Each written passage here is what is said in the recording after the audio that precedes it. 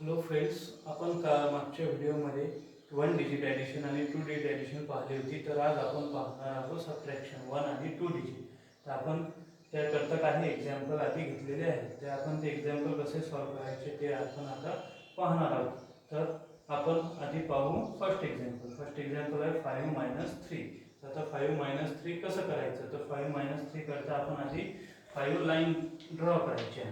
3 4 5 1 2 3 4 5 आणि त्यामधून 3 तुम्हाला मायनस करायचं आहे. तर मायनस करायसाठी तुम्हाला 3 लाईन कट करायच्या आहेत. 3 लाईन कट केल्या तर राहिलेल्या 2 काउंट करायच्या, 1 फर्स्ट आणि 1 आणि 2. तर तुमचं आन्सर येईल 2. तर हे झालं 5 - 3 2.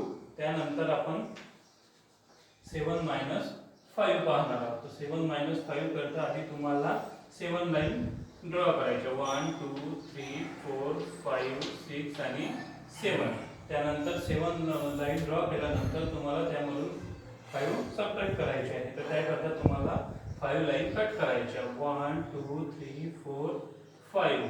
तर 5 लाईन कट करायच्या. 5 लाईन कट केल्यानंतर तुमचं लाईन शिल्लक राहतील 1 आणि 2. तर तुमचं आन्सर आहे 2.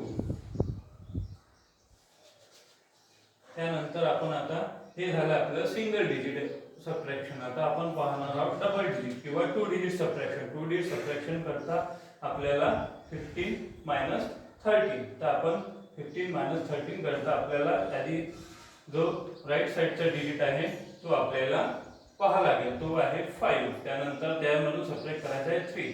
तर आपल्याला इथं 5 लाईन ड्रॉ करावी लागेल, 1 2 3 4 5. आणि आपल्याला त्यामधून सबट्रॅक्ट करायचं आहे 3. तर आपल्याला त्यामधून 3 लाईन कट करावे लागेल. तर आता राहतील 2. तर आपल्याला आन्सर येईल इथं 2. पण आपलं हे पूर्ण झालेलं नाही आहे. तर त्यानंतर जो 1 डिजिट शिल्लक राहिलेला आहे त्यामधून आपल्याला हा डिजिट मायनस करावा लागेल. तर हा डिजिट आहे 1 आणि हा आपला याच्यातून सबट्रॅक्ट करायचा आहे 1. तर यामधून 1 कट करायचं. आन्सर येईल आपलं 0. कारण का इथं काहीच बाकी राहणार नाही आहे. त्याचप्रमाणे आपण 18 - 13. 18 - 13 आपण हा जो डिजिट आहे 8.